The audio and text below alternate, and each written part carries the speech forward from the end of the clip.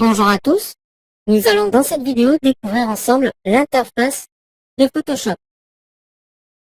En ouvrant pour la première fois le logiciel, nous tombons sur une interface similaire à celle-ci. Elle se décompose en différentes parties. Tout en haut, nous avons la barre de menu qui est différente de celle disponible sur Mac. Juste en dessous, nous avons la barre d'options. Sur le côté gauche, par défaut, la barre d'outils. Sur le côté droit, la palette qui va regrouper de nombreux panneaux. Voyons de quoi se compose la barre de menu. Nous allons retrouver dans celle-ci des options qui vont nous permettre d'interagir soit sur les documents que nous aurons créés ou ouverts, ou encore de modifier l'interface du logiciel, modifier le contenu des groupes, également la couleur ou les performances de Photoshop.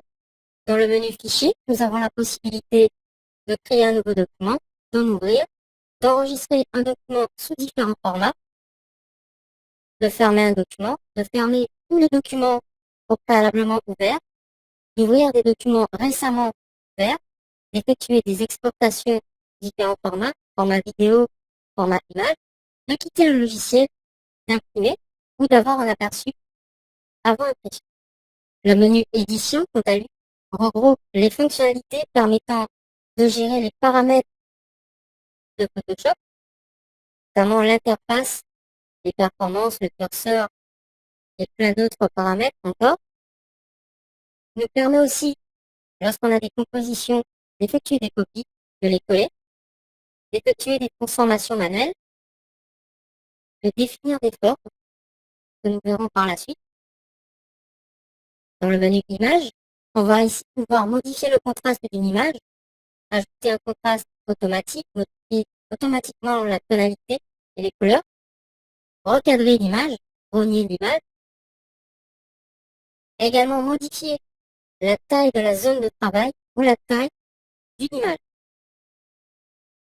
Le menu Calque, quant à lui, fait plutôt référence à la palette des calques. On retrouve des options permettant d'interagir avec les calques, créer un nouveau calque, le supprimer, renommer ce calque, regrouper les calques, par exemple, les fusionner, ajouter une couleur à un calque, aligner un calque, encore d'autres options. Le menu texte permet d'ajouter des panneaux en correspondance avec l'outil texte.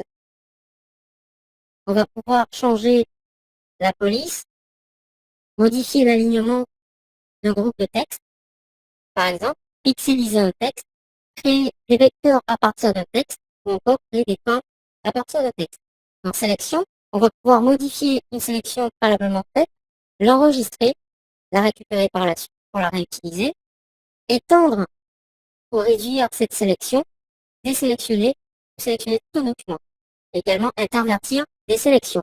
Dans Filtre, on va retrouver différents groupes qui vont eux-mêmes contenir des options permettant de modifier l'apparence des pixels sur les calques.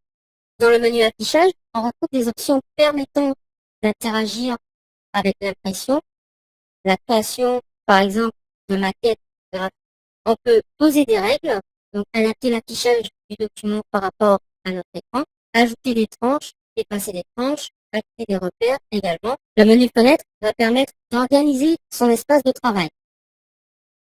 Je retrouve ici les différents panneaux que je peux associer à ma palette. Si je souhaite faire apparaître un panneau, par exemple le panneau style de caractère, je me rends dans le menu fenêtre, je sélectionne style de caractère et celui-ci apparaîtra directement dans mon.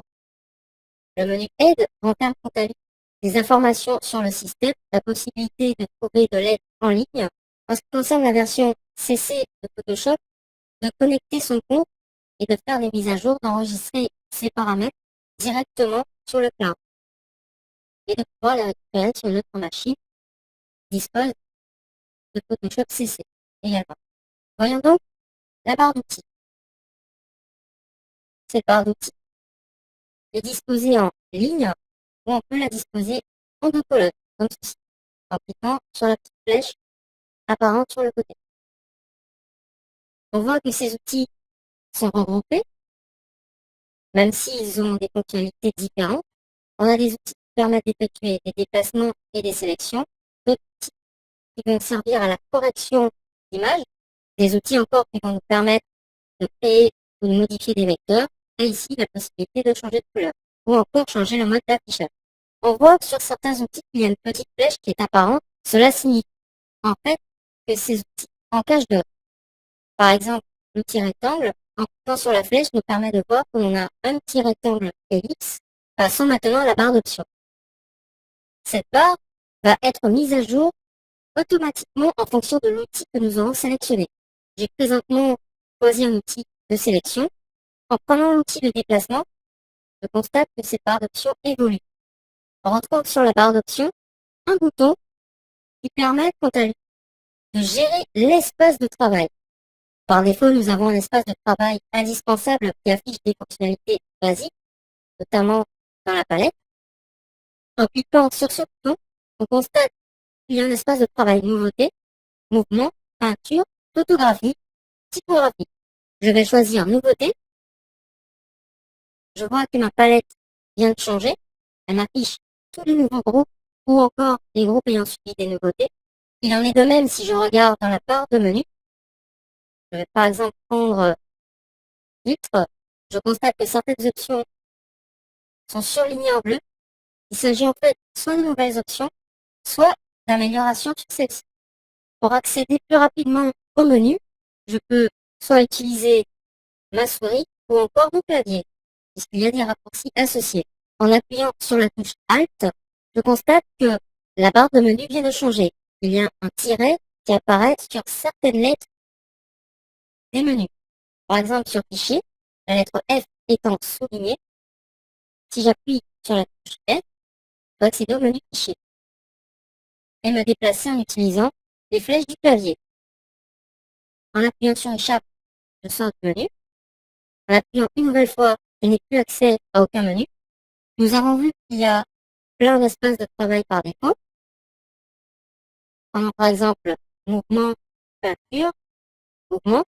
On voit en bas un nouveau panneau qui s'est ancré. On a la possibilité de magnétiser les panneaux sur le côté gauche, en bas, ou encore à droite. On peut aussi réinitialiser un panneau si par exemple j'ai décroché mon panneau et que je l'ai fermé. Je souhaite réutiliser ce panneau, je vais me rendre sur ce bouton et cliquer sur réinitialiser. Et tous les paramètres par défaut de l'espace de travail vont réapparaître. Je peux créer aussi un nouvel espace de travail. Dans ce cas-là, je vais choisir espace de travail indispensable, cliquer sur nouvel espace de travail et le renommer. Cela aura pour effet de me créer un espace de travail avec toutes les fonctionnalités basiques que je vais pouvoir améliorer et personnaliser à ma guise. Je conseille fortement de cocher l'ajout des raccourcis ainsi que des menus pour ainsi les modifier par la suite. Voyons maintenant la palette. Elle aussi peut être déployée. Elle est composée de plusieurs groupes. Nous avons un groupe couleur, par exemple, nuancier. Ici, l'un des groupes les plus importants, donc le groupe calque. Nous allons trouver tous les calques disponibles pour nos compositions. Sur la flèche apparente sur le côté, on peut gérer les options du groupe. Soit fermer le groupe ou fermer le panneau ici présent. Chaque groupe ayant ses propres fonctionnalités. On peut aussi détacher le panneau. Il me suffit de me rendre sur l'ensemble du panneau, de cliquer et de faire glisser. Celui-ci va se redimensionner. Pour le repositionner, je vais effectuer la même chose et le faire glisser jusqu'à ce que je vois un fil apparaître. En l'occurrence, il sera bleu. Et là, je peux lâcher et il sera automatiquement magnétisé et reprendra sa place.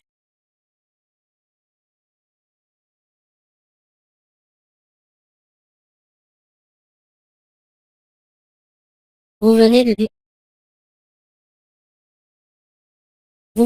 de découvrir l'interface de Photoshop et serez ensuite plus à l'aise pour suivre les vidéos suivantes.